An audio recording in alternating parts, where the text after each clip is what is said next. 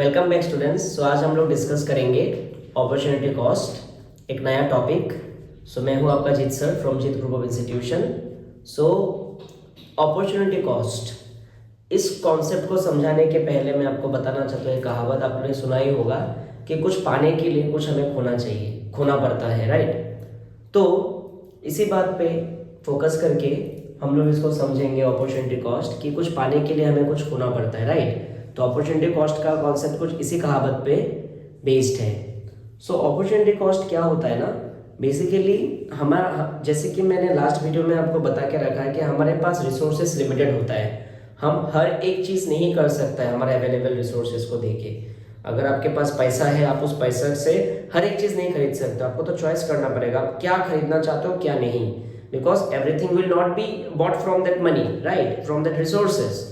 So that is why हमें एक best option हम लोग चुनते हैं, नो डाउट फॉर दैट। हम वही चुनते हैं जो हमारे लिए बेस्ट होता है, राइट। लेकिन जो चीज़ हम चुनते हैं बेस्ट, उसके लिए कहीं ना कहीं हम लोग कुछ एक चीज़ सेक्रीफाइस कर देते हैं जो नेक्स्ट बेस्ट होता है। जैसे फॉर एग्जांपल मैं आपको कहूँ, आपके पास दो ऑप्शन है, या तो आप मूवी देखने जाओ या तो आप पढ़ो।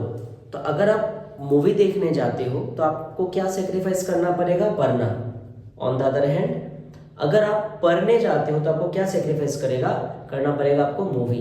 तो एक चीज को पाने के लिए जो नेक्स्ट चीज आप सेक्रीफाइस करते हो, तो नेक्स्ट बेस्ट ऑप्शन क्या है? अगर आप मूवी देखने जाते हो तो ये आपके लिए बेस्ट ऑप्शन है, लेकिन नेक्स्ट बेस्ट ऑप्शन क्या रहेगा आपके लिए? पढ़ना। या फिर आप अगर पढ़ने जाते हो, वो आपके लिए बेस्ट ऑप्शन, तो आपका सेकंड बेस्ट ऑप्शन क्या होगा? मूवी देखना। तो दोनों में से जो आप चुनते हो तो आप बेस्ट, लेकिन उसका जो नेक्स्ट बेस्ट ऑप्शन रहता है, उस नेक्स्ट बेस्ट ऑप्शन को ही हम लोग क्या बोलते हैं? Opportunity cost. तो इसको हम लोग कैसे लिखेंगे? इसको हम लोग लिख के समझते हैं स्टूडेंट्स। इसको हम लोग कैसे लिख सकते हैं कि opportunity cost is the value of the next best alternative sacrificed. Opportunity cost का मतलब होता है वो वैल्यू जो नेक्स्ट बेस्ट ऑल्टरनेट होता है, नेक्स्ट बेस्ट ऑप्शन। ऑल्टरनेट मतलब ऑप्शन। नेक्स्ट बेस्ट ऑप्शन को जो हम लोग सेक्रीफाइस करता है, वह ना चॉइस इज मेड। जब हम लोग कुछ एक चॉइस को लेता है, जब हम लोग कोई भी एक चीज को चॉइस करता है, तो हम लोग उसको बेस्ट मानते हैं, लेकिन उसको चॉइस करने के लिए उसका किसी एक ऑप्शन को, चॉइस को हम लोग सेक्रीफाइस करते हैं, राइट। तो जिसको हम लोग चॉइस करते हैं उसको हम लोग बेस्ट ऑप्शन मानते हैं, और जिसको हम लोग चॉइस नहीं करता है उसको हम लोग सेकंड बेस्ट ऑप्शन मानते हैं। तो जो चीज हम सेकंड बेस्ट ऑप्शन मान रहे हैं, उसी को ही हम लोग क्या कहते हैं? Opportunity cost.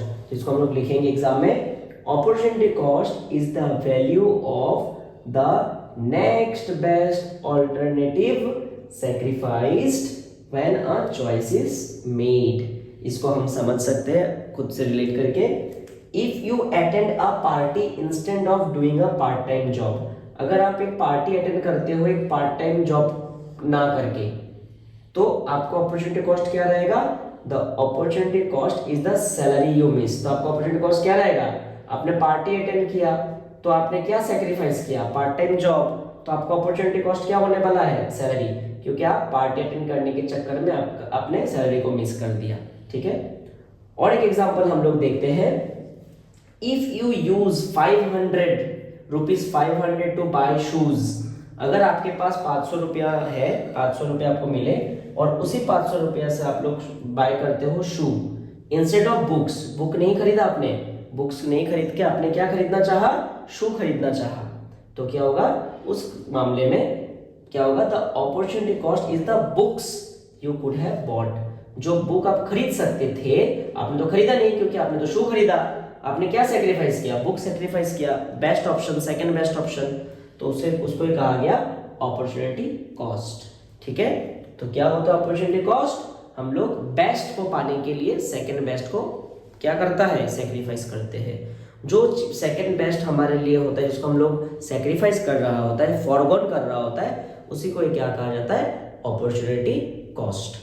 तो बहुत ही सिंपल कॉन्सेप्ट था, लेकिन बहुत इंपॉर्टेंट कॉन्सेप्ट है ये, एग्जाम में पूछा जाता है डायरेक्टली, ठीक है। सो विद दिस ये छोटा सा टॉपिक हमारा एंड होता है। हम लोग मिलेंगे नेक्स्ट वीडियो में। With this thank you. अगर कोई डाउट वगैरह होगा तो आप लोग जरूर कमेंट करो, और नोट्स के लिए या फिर कुछ इंक्वायरीज के लिए आप लोग जरूर टेलीग्राम चैनल जोड़ सकते हो। Thank you.